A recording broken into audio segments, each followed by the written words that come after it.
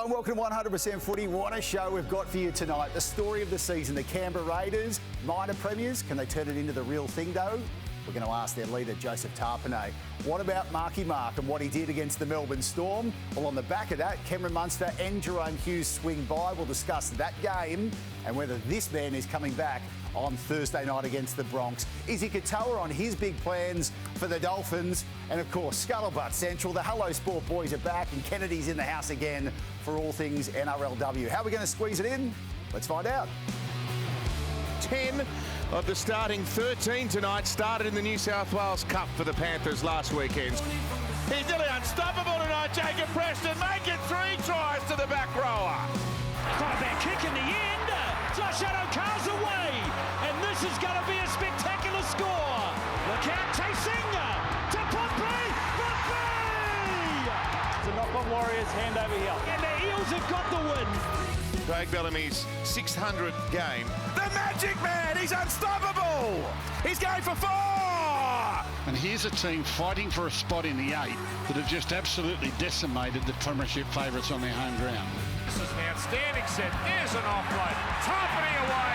In for Ethan Strange. The minor premiership. The Gilded Shield is coming to Canberra.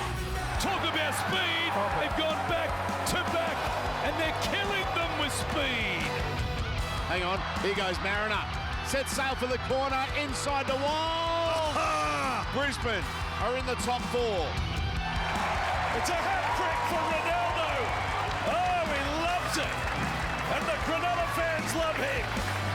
Fuller, he exploded on that ball. He gives it to the hammer. This is wonderful. Champagne Rugby League from the Dolphins. Oh, so much to get through on tonight's show. Evening, Cameron Smith. Hello, Brace. Before we get to our regular panel, we thought we'd play with the big screen. Yeah, good. And have a look at our final scenarios because the 4 and the 8 not decided with a round to go. We know 1, 2 and 3. It's going to finish Raiders, Storm, Bulldog. But it's the Broncos sitting in 4th where all the attention lies. Yeah, absolutely. And that's our blockbuster Thursday night game. Broncos v Melbourne Storm. What a game that's going to be. If the Broncos can, well, cause some sort of an upset, they will lock away 4th spot. History tells us that that's where you need to be if you want to win a premiership. They've got a couple of teams hot on their heels, though. They do. Those 2 teams desperate to be there and desperate for a Broncos loss to the Storm. Panthers will be 7th or 8th. The Roosters, they're in there on the back of that big win over the Storm, but they've also got 2 teams that mathematically have the chance to be there. Yeah, and I think they'll be high on confidence after last week's big win over the Melbourne Storm. If they win, they're locked away. They finish top 8. Dolphins, well, they need to go up against the minor premiers, the Canberra Raiders, and have a big win, really, to try and get into that top 8. Seagulls, still an outside chance. I don't think they're going to make it. Sorry, Seagulls fans. It's all about the Roosters, though. If they win, that's our top 8. 2 cracking matches Thursday and Friday night right here on Nine's Wild World of Sports. But season 2025, it's been all about this lot. Yes, wooden spoon fancies, no chance of making the 8. The Raiders had few friends heading into this season. And Ricky and his boys simply said, hold my beer. You guys all do write us off, but 100% we came here to make a statement. When you're in form, you find a way to win.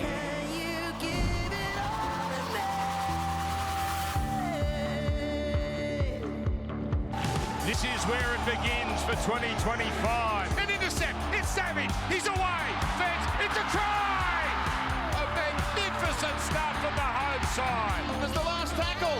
They've got to keep it alive at all costs. Back to Simi Sasaki. One good play. Produced a miracle. Good play. An absolute miracle. It's a match winner. What's about it? And gets one straight from room service. Fogarty from right in front. Flags in the air. And Canberra win it in golden point. Another come from behind win. They were gone. What a victory. Ricky's happy. The streak continues.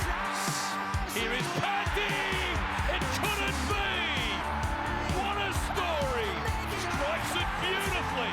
Ricky Stewart eats your heart out. Clears the flick pass on debut. Yes, Jimmy. Jed Stewart scores on debut. Even the most optimistic Canberra fan at the start of the year could not have anticipated they'd be leading the competition. This time off the post. My goodness.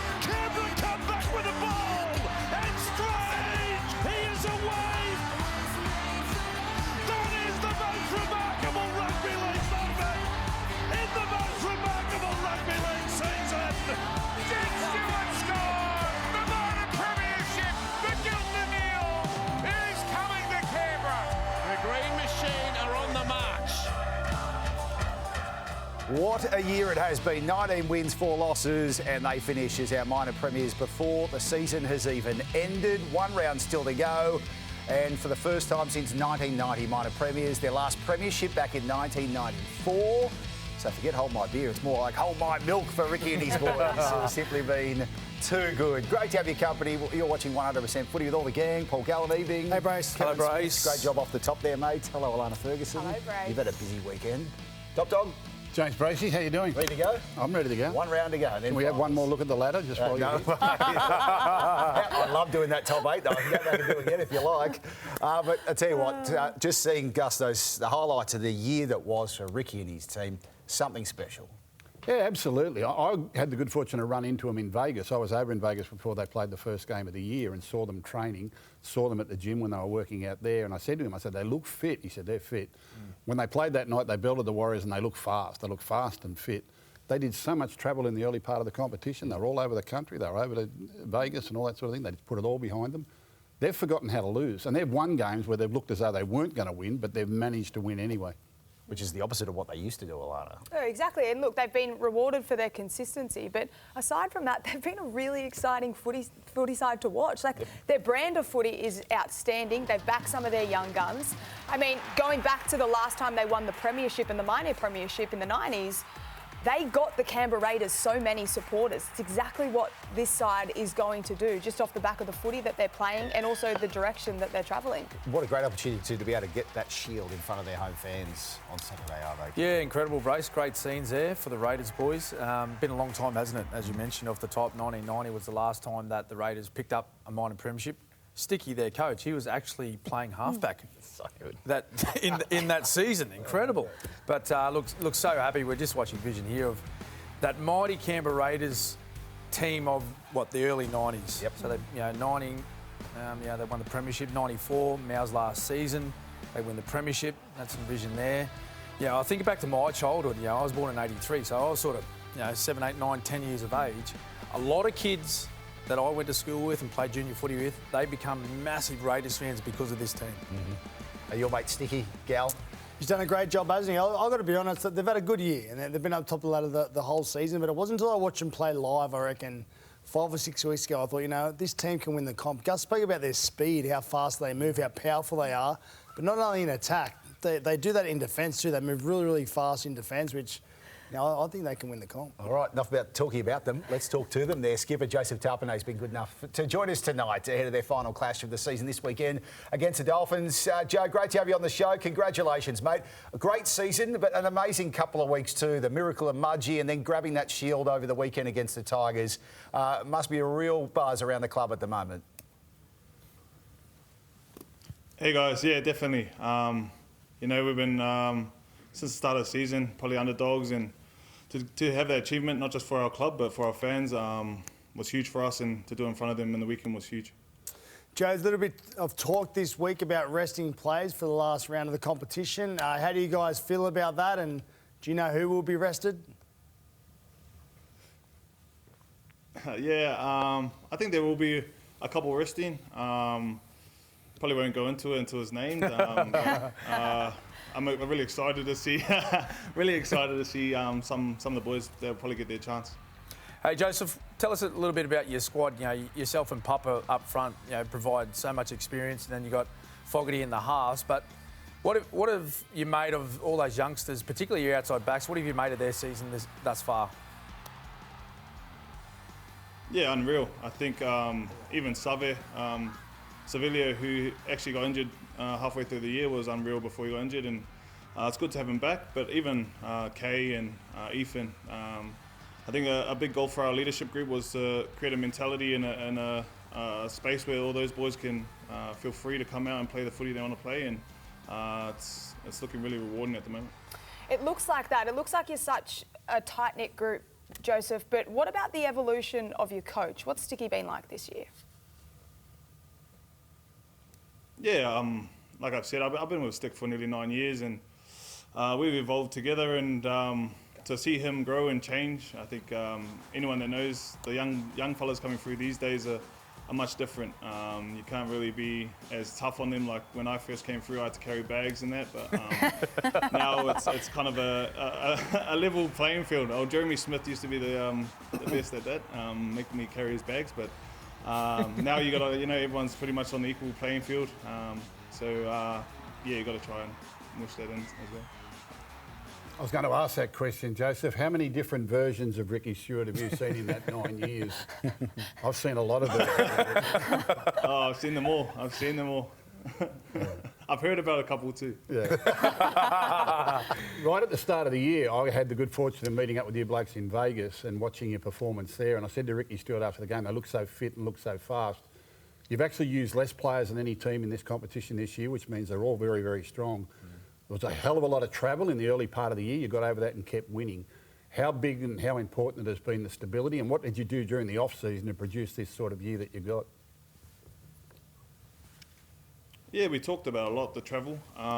We used it as actually motivation for us. But on the same note, everyone knows with footy, when you travel with each other, you create different bonds, and that really helped us in the early stage of the season. In the off-season, I think we set high standards. Our expectations were higher than probably everyone else had on us, and we had some tough sessions in a little army camp that everyone does, but we kept that kind of secret and just grinded away in the background.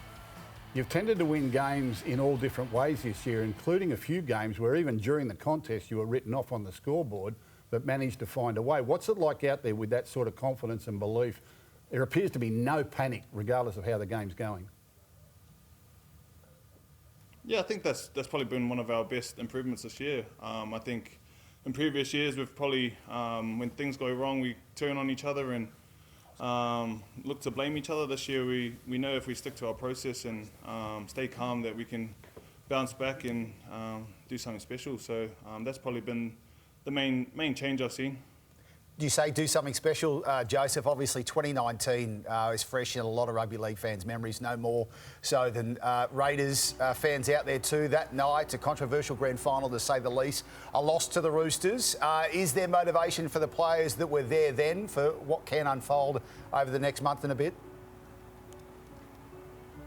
Yeah, definitely. I think we're down to probably 3 or 4 of us that played in that game at the club, and obviously, it was a big loss and a lot of lessons taken from that. But you're always excited and you always try to get back to that same arena. And we've been talking about it. We've been manifesting, trying to get back there. And obviously, that's everyone's goal and mine as well. Joe, one man that was there and is still there as well is Big Papa. Now, we understand today he has just agreed to a new deal apparently, but obviously, it'd be nice to send him out winning a premiership anyway. Yeah, definitely. I'm so happy if that goes through with Puppy. But we want to win a comp. And he's been a huge part of our club over the last, or how long he's been here, 15 years. And he adds so much to our leadership group. He can't be replaced. So I'm so happy that he's staying just for our leadership in our group. Joseph, great to catch up.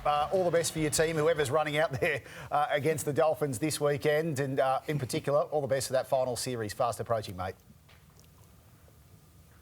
Thanks, boys and girls. It's a true gentleman. Well done, mate. Good save. Joseph Tapine joining us tonight from Raiders HQ. What a gentleman he is. Absolute ripper. Held himself. And Cameron, I feel like he'd be one of those players that you see him in your team, you know you're going to be all right. Yeah, absolutely. I think he's a tremendous leader. Has been a wonderful player ever since he burst onto the scene as a quite a young man. Played a lot of representative football as well for the Kiwis.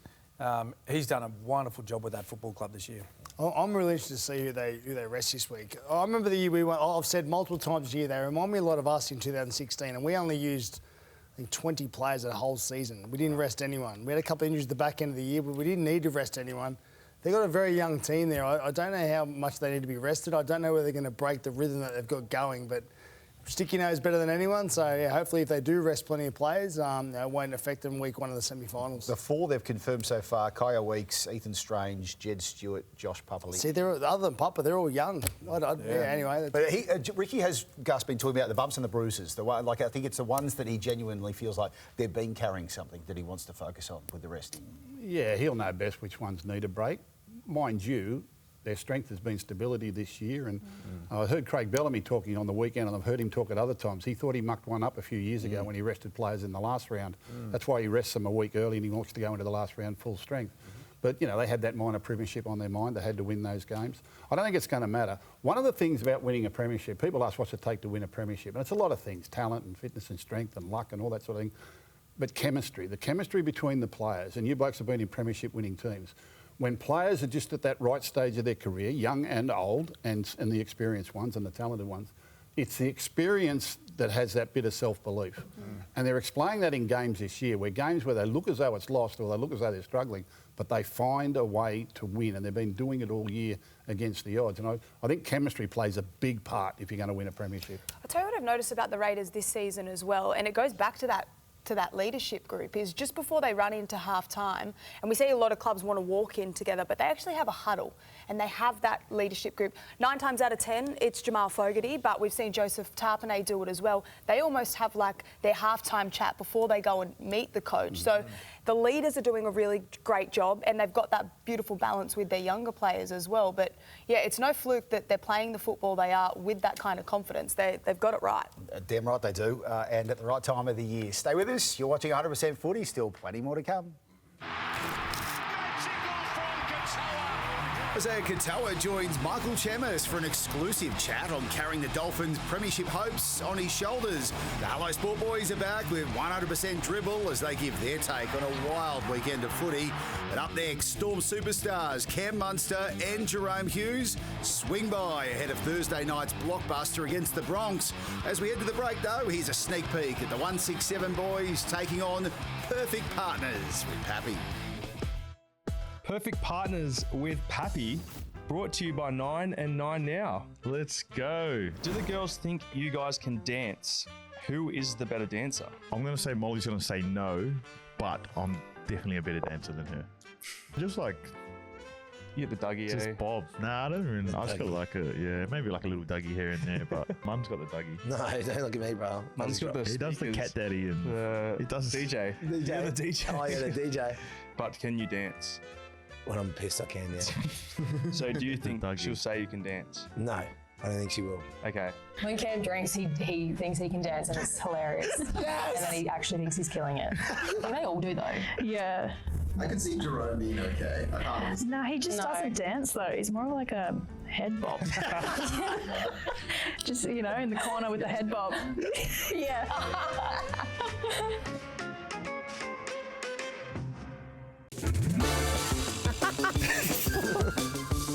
You're currently with the Munster Files. Used to be the Royals Files, but now we're just going to go around and talk to some boys around the group. So, Harry, you've obviously just flown around from LA. You're an actor, Leonardo Grant. It's good to see you. I know you've won 3 or 4 gold Logies, so we think you're a great actor. We think for the Olympics, the diving. Are you actually injured, Jerome Hughes? Does it look like I'm injured? Oh, see you back next week? Yeah, next week. Ryan, how you going, mate? Ryan, there's a couple of questions I would like to ask you. Perfect Partners is coming up. Who do you want to use to be able to answer those questions for you? I know. There's your answer, guys. Pappenhausen single and ready to mingle. So we're just here at the finals footy shoot with the Melbourne Storm. We've got Jerome Hughes spinning a ball. I don't know what he's actually trying to do over here. Looks like his shoulder's actually nothing wrong with it, to be honest. Look at him. He's got both hands on the footy. I don't know if the light's doing any favours. I think he's one haircut away from losing it all. Do you think anyone in rugby league at the moment could do a media gig? Ooh, don't like it. Or pooch, moustache, no good. Finals footy, live and free. Thank you, Cameron. We've got our last interview with Isaiya Katoa. Obviously, he's great in the air. What about that? What do you think about that? I call that the McDonald's sign. That's the step back. I call that. It's a bit like our wing and our left edge at the moment. The step ladder. And that's it. The Munster Files done and dusted. The Munster Files. Well done. One man that's ready for a career after football. He joins us now here on the show alongside his mate Jerome Hughes. Hello, fellas. Hey, boys. Hey, guys. How you going? Jeez, you had a bit more chemistry on your Storm video, but anyway, we'll try and warm you up. Let's get stuck into it. You're full-time podcasters, part-time footballers at the moment, but you've got some serious business in regards to the football. Cameron, I've got to ask, What was the post-mortem like after Friday's performance against the Roosters? Yeah, I might have to give up the 167 podcast, to be honest with you, Brace, after the way I've been playing. But as a group, yeah, look, it obviously wasn't ideal, but yeah, I thought we were really good in the first half there. Probably played most of the consistent footy we played all year, but we just gave the Roosters too much ball. Probably gave them too many piggybacks and too many penalties, and they just kept going down the field. I think we had 2 tackles over our 50, which is pretty disappointing, and I think we completed 5 from 11 sets. So, yeah, it's not great. To have 40 points pulling you in the second half. Craig was very happy after the game, so yeah, we were mingling, having some beers, and really enjoying each other's company. Yeah. Cam, Jerome, just want to say big fans first of all, fellas. Can you sum up your last month of footy for me, please? Jerome, I know you've been out with that shoulder injury, but I know you would have been keeping a close eye on the team performances, being the halfback of the footy side. But I just want to get your thoughts on the last month of footy. I know it may have been a little bit clunky. Yeah, personally, Smithy, I actually thought the boys have sort of narrowed their focus ever since I've been out, and you know, probably just focused on the little things in the game that we needed to get better at. And I thought they've been playing very well, and it's hard to say that because I'm not in the team, but yeah, I thought everyone just narrowed their focus a little bit, and you know, we focused on the little things that we needed to do better, and I thought they'd done that. You know, the last month of footy, and obviously last weekend. Last Friday wasn't ideal. I thought we played really well that first half, and then that second half we probably, you know, dropped off a little bit. And they're a good footy team, the Roosters, and they're playing to play in the 8, and you know, they showed that. So it was a little bit of a wake-up call for us, and I know Bellyache wasn't happy, but I know the boys are really keen to get back to, you know, our type of footy and go again this week. Boys, your club's had a lot of success over the years, and you guys have played in some really big games. How much is the loss of last year's grand final driving this team this year?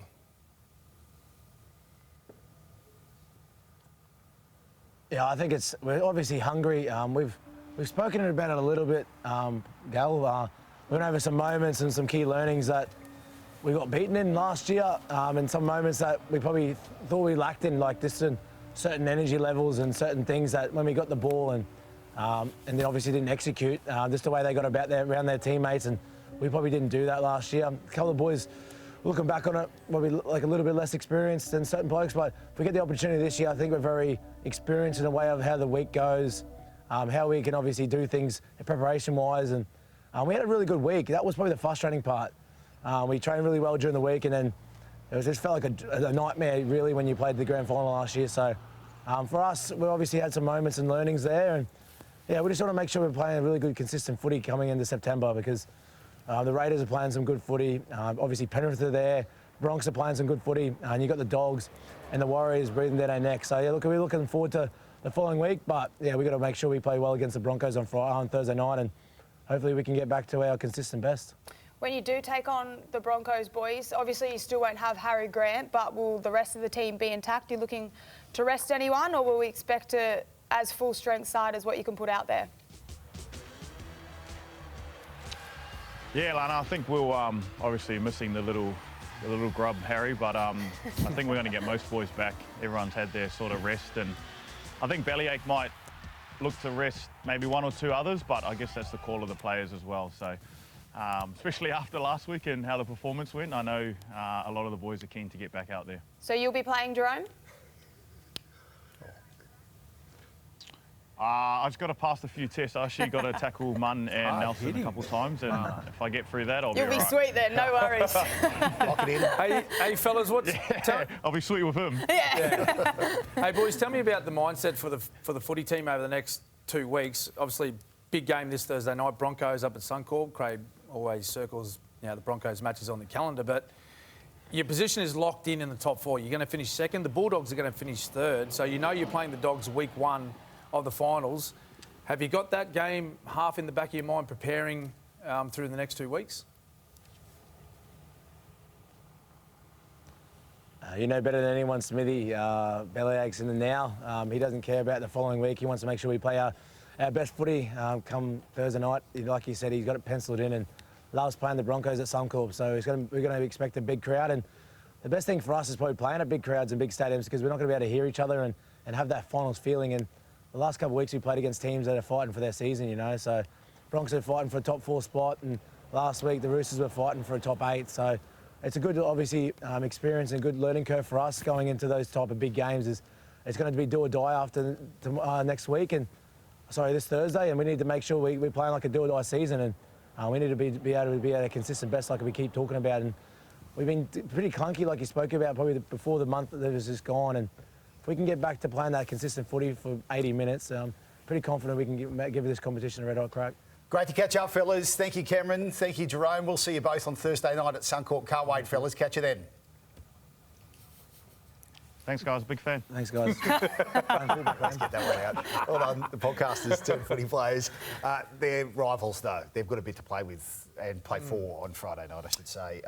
Thursday night, Broncos win in the 4. They're going to be up for this one. You've got Reece Walsh doing what he does best at the moment. How worried should they be, the Storm? Look, I don't think they'll be too worried. I think they'll be confident with some players coming back, particularly Jerome Hughes. I know Wishart and Jonah Pezzett have done a great job in the 6 weeks that Jerome has not been there, but this man's on fire at the moment. He's creating a lot of havoc for opposition defensive lines, but they'll be up and about.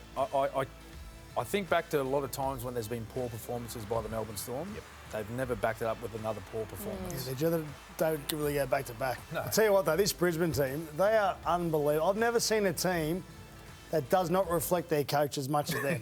Honestly, most teams reflect their coach a little. Their coach would be happy to be 0-0 to the last minute of the game and kick a field goal to win and just be absolutely ruthless. Just grind. Mate, they're happy to win 40-38.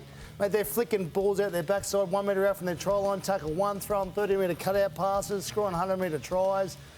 They are unbelievable. If they get it right, they can beat anyone on their night. But again, I think when you come down the back end of the year, your defence needs to be better than what theirs is. And they leak so many points, but God, they can score. Who's winning, Gus? Who's winning this one? Yeah. Melbourne will win this one. My only question about all of this is how did Brisbane and Melbourne keep getting the Thursday night game in the last round of the competition to give them the perfect preparation This is going into the semi-final? Now, if you want to go back and check, Melbourne and Brisbane keep getting the Thursday night game in the last round of the competition. Brisbane have How can that be random? They've always gotten the Thursday or How can that be Friday night game. random? Well, mate, you run Channel 9 and find out. I was about to say, How Gus, can that be random? This is getting a bit awkward. I'm doing the draw next year. Do you make the draw? I'm doing the draw next year, and Brisbane and Melbourne are not getting the Thursday night game in the last round. They get it every year. Go back and check it. You want Dog Rooster for Thursday night next year? I don't care who gets it, just not Melbourne and Brisbane. Honestly, it's not random. Well, it's turned into a blockbuster. Yeah, but then they get the most recovery leading into the first semi-final. Everything for Melbourne and Brisbane. Everything for Melbourne and Brisbane. Oh, I love it. Whatever we can do It's like Origin, Queensland. Well, Queensland, same thing. That's all about Queensland. From Thursday to Friday night, though, you look at this clash with South playing the Roosters with everything that's at stake there, Alana, and if anyone wants to poop the Roosters party, it's going to be the Bunnies. Roosters win, as we heard from Cam at the top. They're in the 8. They're playing finals footy. But South, they could have some real fun with this. Well, they're a little bit like the Broncos, aren't they? They've got it all in their hands and it's their game to win. So it'll be interesting. There's also a little bit of word that maybe Latrell might not be playing, which is a big sting for South. But what we know when these two teams come together is that they play their absolute best footy. Doesn't matter where they are on the ladder. They want to smoke one another. There'll be plenty of niggle from the get-go. But, I mean, the way the Roosters are playing when they get it right, it's the same as the Broncos. They could beat absolutely anyone on their day. Well, they put 40 on the Storm in one Seriously. half. Magic Mark. They score tries, other teams just can't score. And Exactly. big Marky Mark on the wing there. Honestly. He can do it on his own. Like I don't know. What? This is from you, Gus. You can thank Gus for this one. That's He's had another belter. Is that what you were picturing when you started calling him Gus? Magic Mark, Gus? Magic Mark. Have you got this poster above your bed just before you go to sleep? Because I'm sure someone could make it happen. I actually reckon Marky Marky Mark would be disappointed in that photo. I reckon he's bigger than that. Oh, right. And have you seen him in real life? he's an absolute weapon. I reckon he's twice the size of that bloke and probably twice as rich. He's an absolute He's a monster. weapon. I tell you why it's working so well, though, that right edge. I thought Teddy was brilliant against the Melbourne Storm, and they've just got the confidence. Like, Marky Mark's got the confidence in not just Toya, but because fact James Tedesco played so much on that right edge, he lobs it in and knows that they'll be there. So to have those connections, and they've had to build those. Like, they haven't come naturally. But, I mean, he's a natural footballer. He's got great confidence in his teammates. And, I mean, when it works, it's absolutely brilliant. Yeah, well, he's their go-to man at the moment, isn't he, Alana? And, you know, when he's coming up with the tries that he's come up with this year, like the athleticism, the skill that he shows, why would you not take the ball his way? More times than not. Is he a kangaroo for the end of season tour, Gus? Can't do any more than he's done. He's absolutely outstanding. I mean, some of the things he's done, you'd be happy with one of those in your whole career. He's done it a number of times this year. His highlight reel for just this season is phenomenal, absolutely phenomenal. And he's cut out the errors, Gus. I remember earlier in the year, like, he was doing absolutely outstanding things. He was dropping 3 or 4 balls a game. Yeah. Now he's not dropping those balls anymore. I was sent a video of him doing some private training with a sprint coach and agility coach and all that. And some of the stuff he does privately is phenomenal. Like, you will see why he gets it and he does these things in a game of football. It's a sheer, unshakable self-belief in his own ability. How good is that? That there is crazy. Oh. That there is There crazy. is no hesitation in anything he does, but athletically he's so incredible. What's this? He levitated. I would have desiccated my hip. I mean, I'm flat out swinging a golf club. What am I doing that? Well, with a rig like that, we're not surprised. On your marky mark. Who's printing that poster? Yeah, he printed them himself. What is your game? What is wrong with you? I needed that. I'm done. What is wrong with you? I'm done. That's it. He dug for I'm the happy. reaction and she got one. I will say this, though. As much as you try to build it up on Friday night, they will destroy South. They will absolutely belt South. Yep. Yeah, I can see them absolutely running right on Friday night. After what they did against the Storm. Yeah, anything can happen. Stay with us. You're watching 100% Footy. More to come in just a moment. We're going to go one-on-one with Isaiya Katoa, the Dolphins superstar. Tells us his plans for his club. And, of course, Scuttlebutt Central, Michael Chemis in the house with all the latest dirt. Stay with us. More in a moment.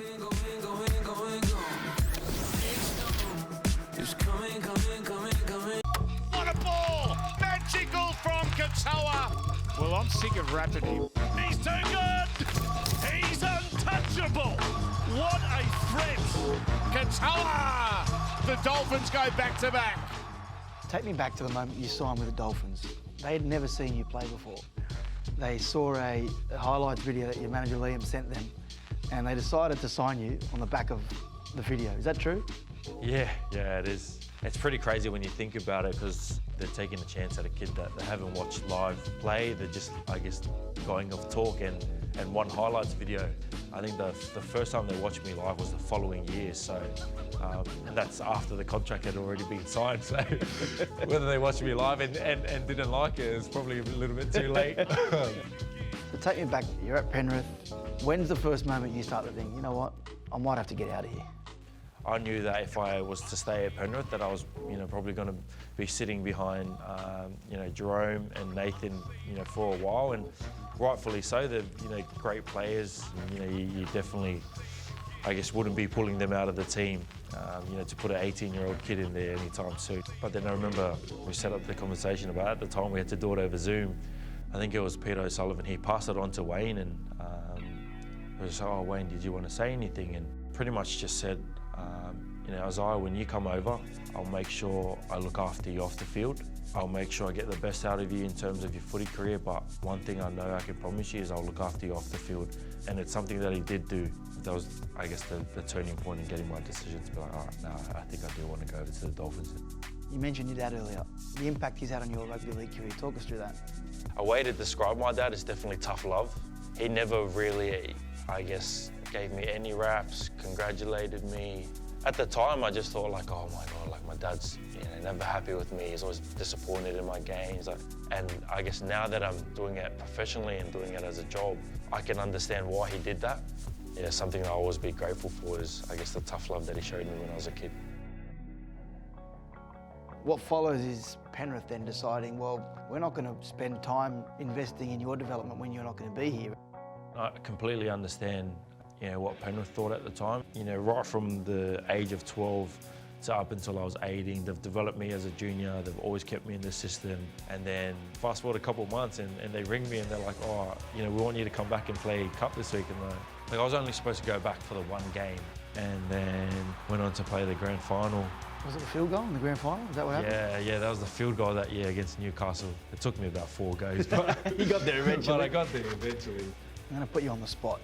But have you shut the door on ever playing for Australia, or do you have aspirations to do that in the future? If I wasn't playing for Tonga, the first country that I'd move to would be the Cook Islands before I'd look at playing for New Zealand or Australia. That's just where my heart is at. I know I was born in New Zealand, but I also know that I qualify for Australia as well. But I guess where my heart's been for a while is playing for either Tonga or Cook Islands. The Dolphins scraping through by 6 points in the end to keep their slim finals hopes alive. If you go back to this time last year, season on the line against Newcastle in the final round, and you're dropped, what was going on at that period? I told him that I wasn't really feeling confident about my footy at the time, and I just thought I was making a lot of, silly errors. One thing he said for me was, take the lessons out of this.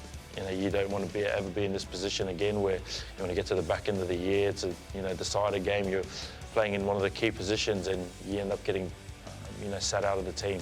Well, good luck with everything you're building here at the Dolphins. The future looks bright with you, mate. Thanks for that. Too easy. Thank you, mate.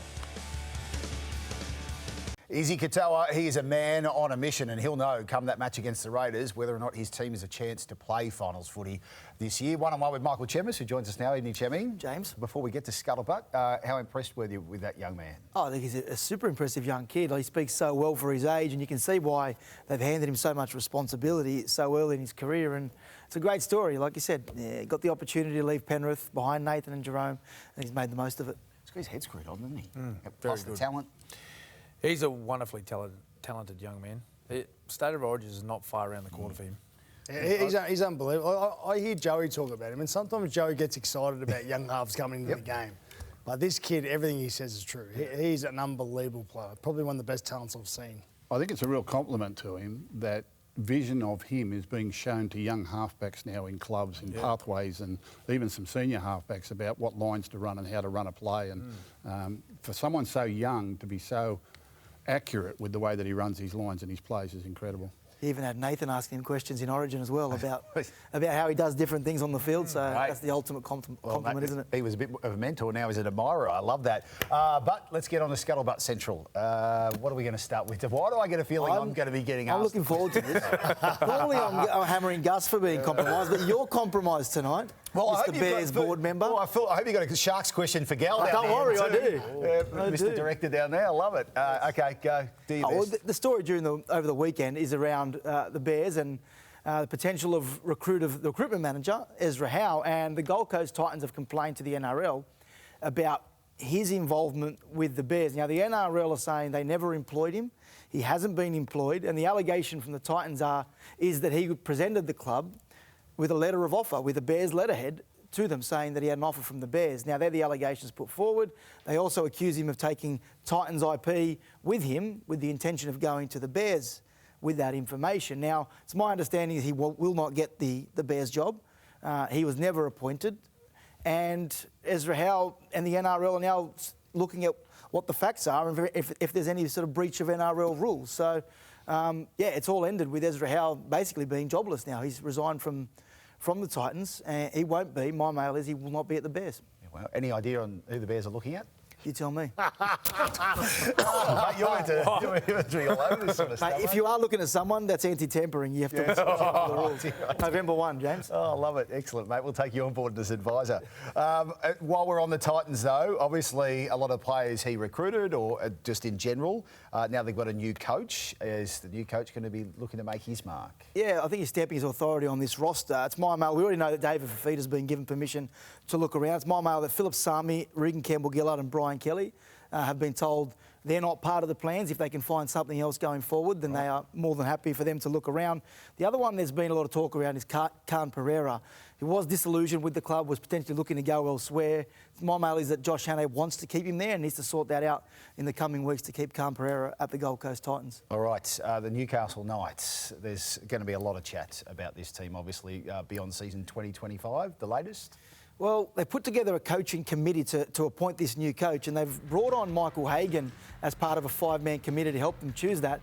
Now, they're going to come up with a shortlist. The 3 names that I keep hearing, Holbrook from the Roosters is the assistant there, Dean Young, who we just saw, who's the assistant under Shane Flanagan, and Blake Green, who's currently the assistant coach and attack coach at the Knights. They're the three main names on that list. They'll finalise that short list and get to interviews soon. They want to get this done as soon as they can, but they're the three names I keep hearing at the moment. Watch this space.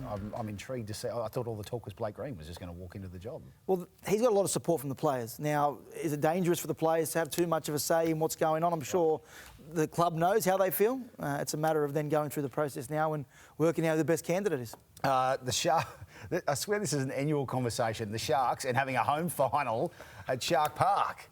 Mr. Board Member? Well, mate, listen, whatever it's approved by the NRL, go talk to the NRL. Whatever it's approved by the NRL, it should be a home semi-final. This is a bit different. So the Sharks at the moment, they could finish in the top four. If they finish 5th or 6th, they'll have week 1 at Shark Park. The problem for the Sharks is if they finish top 4, they will play a home final at week 2 or 3. It will not be at Shark Park, and that is generally going to be at Allianz Stadium, except Allianz Stadium, they're ripping up the turf after week 1 of the finals, and they're trying to get it ready, relayed, finish the turf, finish the issues with the drainage, and get it ready for Kendrick Lamar in December. So Allianz Stadium's out of action. What are the options? Combank. They're going to have to go west, and I don't think they're delighted with having to go out to Combank Stadium, the Sharkies. So if they get a week 2 or a prelim final by finishing in the top 4, they're going to have to travel out west. I know you don't like doing that. No, you know what? You've abandoned your Western Play it in Sydney. a car park, mate. They'll be right. They'll play it anywhere. They'll be ready to go. Kendrick Lamar. Love it. Priorities. Priorities, all right. Moving on to the South Sydney Rabbitohs. You got some scuttle out of the burrow? Yeah, there's been a... Look, we know that there's talk around Russell Crowe selling it. He's just received an offer for $25 million for 50% share of the South Sydney Rabbitohs, and I've been told he's rejected that. He had an offer from Steve Vitescu, who's affectionately known as the art dealer. That was $10 million previously for a 25% share. That offer has been up to $25 million for a 50% share, and Russell Crowe has rejected that offer. So, Do you know what he wants? I think the talk is they're valuing the club, the whole of club, at 80 mil. So for a 50% share, I imagine he wants 40 mil. Gelza. He has to fight Sonny Bill a few more times. What did you get from your last fight with Sonny Bill? I don't want to be getting... Welcome back to 100% Footy. Plenty of serious business on the field, a lot to laugh about off it. So, who better to bring into the show tonight than the ultimate combo? Yes, our 100% dribblers, the Hello Sport boys. Take it away. You are listening to 100% Dribble with Hello Sport. What's up, everybody? Welcome back to 100% Dribble with Tom and... back from holidays, Eddie. He joins me. Listen, I'm here. You're probably like, why you got the sunnies on, Mr. Cool Guy? Bad case of the pink eye. I'm keeping them on for the kiddies, okay? This is a PG time slot. We're to keep it clean. We're to keep it safe. Pink eye for the cool guy. Let's get into it. Now, if you're watching the Thursday night game between the Bulldogs and the Penrith Panthers, you may have seen one of the great dackings of 2025. You had Zach Lomax earlier in the year. Sicily Tupanua gets dacked. A big full moon for the people at home, but what we did get was a little bit more, and the eagle-eyed viewers saw a bit of penis. Tom, you don't see a whole lot of penis on a rugby league field, not since the introduction of the tight, which generally keeps the junk up and tight to the body. Back in the 70s, Phil Gould's era, I'm sure there's a lot more shaft back then, Tom. Let's have a look. He sees an opening, pants are down. Oh, he lands straight on the Johnson. That thing would be mashed. But see, the tight's there. All we get's a bit of bum. Now, what else caught our eye, Tom?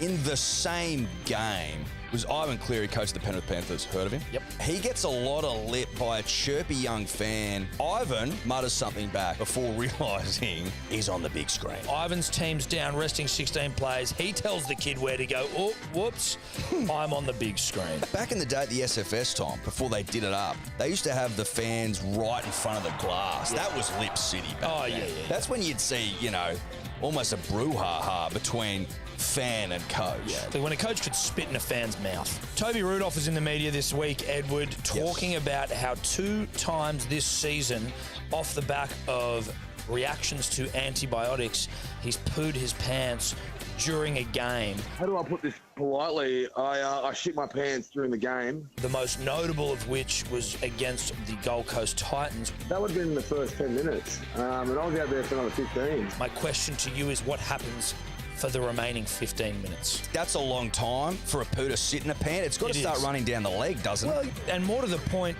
who are the poor souls that have been tackling him? Who are the poor souls who have been packing down behind him in a scrum? I think Toby, though, points out that no one picked him up on it. Don't get me wrong, I'm not walking around here thinking my shit doesn't stink, but it kind of doesn't, because I was in scrums and no one said a word. I just don't know if I go along with that train of thought. To finish off here, Ed, we all breathed a collective sigh of relief when we saw that the account was indeed back up and running. But there was a period last week where we all thought that Phil Gould had shut down his Twitter account. Now, we don't know if this was an accident. We don't know if this was a reaction. We don't know what happened. Phil's on the panel. Maybe he can answer for it. But even the great Buzz Rothfield's right about it. Phil's good mate. And I know, you know, that the world's a better place when Gus is out there tweeting. Gus, obviously front and centre. He's in the box seat for Content Creator of the Year, based off the back of his Twitter, now known as X-Work. I don't know if that was a mistake, Gus. You can obviously just fill us in, but, like, again, you're the best content creator in the game, right? Like, you're putting us to shame. Yeah. All we're saying, Phil, is do not, for the love of God, stop tweeting. The Hello Sport boys with 100% dribble. Gus, you're a good follow on social media. Eh? I stopped using Twitter, but I'm all Why are people obsessed? I want to go back to watch. Really? Just you. Okay. I'll keep putting something up there. The late night ones are the best ones when everyone else is sleeping. You're doing your thinking. That's what I do my best work. Yep. And you're watching. But great to have the boys together, analysing absolutely everything. Toby Rudolph, probably not going to look at him the same anytime soon. Is he? He's the most unique person I've met in 30 years involved in rugby. He gets verbal diarrhea, so to speak, and he just goes. Absolutely off his head. I think he makes half that up, to be honest, but yeah. Dear, oh dear. Now, Saturday night footy. Gal, your Sharks could have huge ramifications for their season. They'll know before they play Gus's Dogs whether or not they got a top four spot. Don't know exactly what's going on beforehand. Obviously, the Thursday, Friday night games have a big impact on them. So they play the Doggies out there, and we'll wait and see what happens. They'll know by game time. I don't know whether they'll rest anyone. I don't think they will. I think they'll play whatever side they can play. And Jesse Ramey is back this week, so he hasn't played for a few weeks. I'm pretty sure he'll be playing this week. But I doubt they'll rest anyone, and I think they'll go into the game with the mindset they want to win. The juggle for the Dogs, Gus. Can't move from third. You're all set in stone there for finals footy.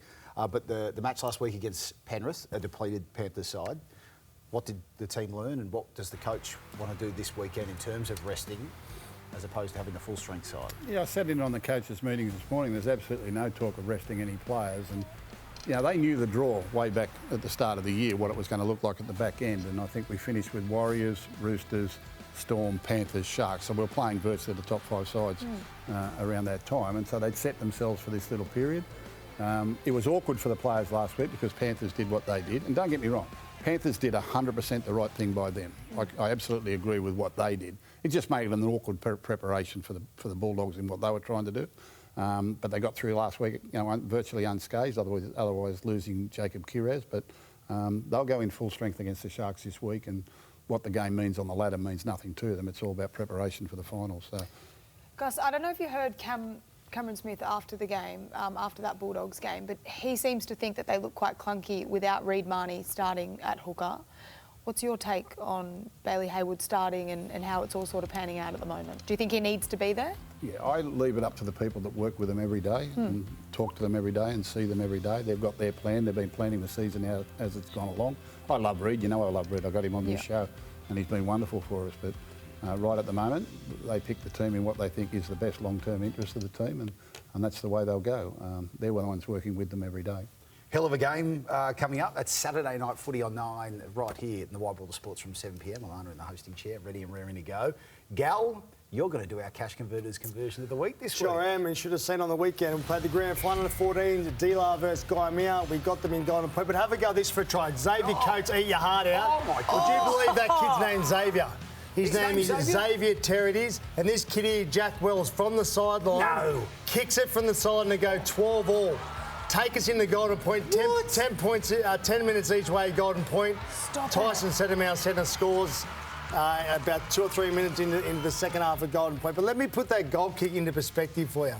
We played them 2 weeks ago in the major semi-final. We beat them 18-16. Our goal kicker, Sonny Gilder, kicked it from the sideline, the same kick to win the game 18-16. They scored 4 tries, we only scored 3. So he was none from 4. So grand final rolls around, he's had his first kick from the sideline. I think there's no way he can kick this. He's nailed it from the sideline. Oh, my God. Then in the last so 5 good. minutes of the match, they're down by 2 points. How much pressure do you need? Right in front of the crowd. That's the sign of a good He footballer. nails it from the side. I could not believe it. I want to see the try again too. Mate, I just sat back and clapped him. I couldn't believe he kicked it, and I sat there thinking, you know what? If you're going to lose a grand final, you don't want to lose. If you're going to lose a grand final, 13? Under 14s. Under 14s, I thought. What about the broadcast quality of the vision too? It was an like the quality of the game for 14-year-olds was an unbelievable game. Look at this. From the side, in front of the crowd, nails it, gets it back to 12 all. I couldn't believe it. I just almost fell over. And this is the last try of the game. And as in the second half of Golden Point, we get over. So great win by the boys. It was a terrific game. They're a terrific bunch of kids, and hopefully the sky's the limit for a lot of them. I love that. Well done. Look at you bringing content to the table. Oh, mate, honestly, I love doing that. They've been a gun side for a long time, They've been a haven't they? gun side for a long time, yeah. The Guymere was sort of their rivals a few years ago. We had another team's come along, but they're back Guymere. They're a big, strong team. Gus, the Warriors, they're at Four Pines, the early game on Friday night. They will know after the Broncos Storm result the night before whether there's still a chance, obviously with the Sharks contesting it for a top 4 spot as well. Yeah. A bit to play for potentially for them against a Manly side that mathematically can still make the 8 if a lot goes their way. What if we went back to the old days where the last round was played on Sunday and everyone kicked off at 3 o'clock? And we had round-the-ground scores. We didn't know what was happening at other grounds, and you wouldn't know what was happening before you played. Everyone kick off at 3 o'clock on the last weekend. It's Sunday afternoon footy. And then they announce it and everyone boos or cheers. Cheers, the round-the-ground scores. I used to love that. Yeah. Up the wires. Who are we thinking? Who are we vibing here? The Wires for me, they're slipping, I think. I think they're going the Wires. They've had a good year. I think Alan Seaman will be Rookie of the Year. I think he's a fantastic player, but I think they're gone. Bye-bye to DCE, of course, his last match for the Manly Seagulls. Unless, of course, miracles happen. Yes, Gus? Well, if they drop out of the 4, they actually get a home semi-final if they finish 5th or 6th, which has got to be more to their advantage, I would think, than travelling to Melbourne or Canberra to play against the top 2 sides. So do they rest? Nah, I think they're a side that needs momentum, and also they've been fairly decimated. Because they've had a lot of changes to their team. But surely you've got to have the mentality you've got to finish top 4.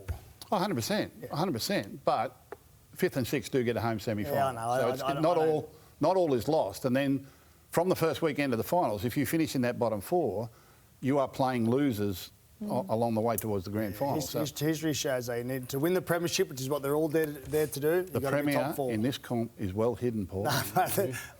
They're coming from the top 4. They're coming from the top 4. It is well hidden. They'll be coming from the top 4. It is well that pen. hidden. I'll be willing to have lunch. I'll be willing to have a little lunch bet on it with you. Wish I could talk to my pen well. You can't. Don't. Coming from the top 4. Stay with us. Kennedy Cherrington is next to talk all things NRLW at our top 3. Thank you very much.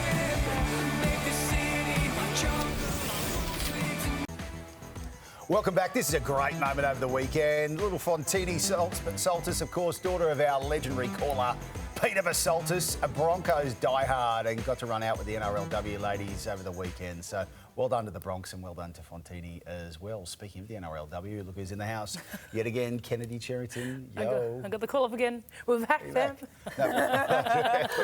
So good. We're going to kick things off tonight, tab top 3, and ripping through some of the big issues from the round that was. Number 3, Zahara Tamara, one of the stars of the competition. Yeah, she slotted the extra time field goal, making it look easy on her 50th game as well. Canberras have obviously won the last 3, so kind of happy for them, but they're even with us on the draw, which isn't great. But they haven't actually won a home game in 2 years, so great moment for them. And well deserved. Hell of an afternoon for the club in both the women's and the men's. Moving on to number 2 in our count up tonight.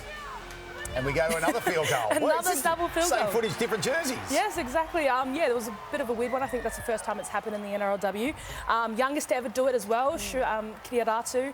Big moment. It's good to see the young ones step up. Did you see the back end of that game? It was insane, wasn't it? They were down by a heap with 7 or 8 minutes to go. They were down 18-4 with less than 10 minutes to play. 3 tries. 7.5 minutes to go, and they've nailed 3 tries. Then kicked the field goal. Kicked one conversion to get it to 18 all. and then solidified in a the final first spot. set of 6 of Golden Point, bang, marched it up there 80 metres. She can kick. She can kick. She kicks well. But you know what? I think that's been her biggest progression, particularly this season, is her kicking game. Yeah. She's obviously put a lot of time in. She looks really composed. But yeah, she's been outstanding and absolutely nailed it when she needed to. The young kid solidified a spot in the finals for them. So Yeah, huge moment. Awesome moment. I'm worried about what we're going to see in this. It's still to come here. Now, continuing with our tab top 3. Yes. Next one up. We see the Warriors superstar doing what the Warriors do Yeah, best. Peyton Tuckimwana, amazing player. You know, I seen a video earlier and her goal was just to debut. And she's now 13 tries. Most tries in an NRLW season, broke that record, and most consecutive in 8 games. So she took that record off of Tegan Berry with 2 games to go. Just, yeah, again, youngins stepping up to big challenges. 13 tries in 1 season is crazy. Bloody hell, unreal. On to number 1, this is the one I'm concerned about. I don't know what vision we're going to have of it, but the talk is that apparently because it's an oral fracture for Isabel Kelly, it's not as bad as it could have been. Either way, it sounds rank. Yeah, did you see the photos on her Instagram story? I'm not sure if they're going to bring them up. So basically her bottom 3 teeth are backwards, like they're out of place. It's completely gone. Yeah, she didn't even hit the deck though. She just sort of kept jogging She through. is up there with the toughest player wow. in the game in its entirety, but she doesn't really get normal injuries. No. She always gets the weird ones. Yeah. She had dead set 3 teeth popping up. But the great news for the Sydney Roosters is that she'll likely be able to play finals footy. So it's not is it broken jaw? Well, no, an oral fracture. Just a teeth. Oral fracture. It's Oral a teeth. fracture, whatever that You is. look at it; they're dead set. A tooth. I've seen the picture. It's of it, insane. It's insane. Knowing Isaiya, she'll do anything and everything to get back. She'll play with a broken mouth if she has to. Yeah. It's a great game, footy. Yeah. It's a great game. How many Isn't teeth it did great? you Who lose needs over all the their years, teeth Gus? anyway? How many teeth did you lose over the years? I lost the 4 front ones and one when I broke my jaw, a couple out at the back. Did you go looking for And them? when I lost the 4 front ones, right, I wouldn't wear a mouth guard, so I had 2 fangs, and I used to put that tooth through that lip every weekend. You can see where it's been stitched up a dozen times. But every weekend I put my tooth through my lip. That's the old days. Wear a mouth guard, kids. Don't you? Listen to Uncle Gus. Now, a bit of drama out of the Dragons as well. Yeah, drama, I don't know how you call it. Sometimes you've got to make tough decisions as a coach.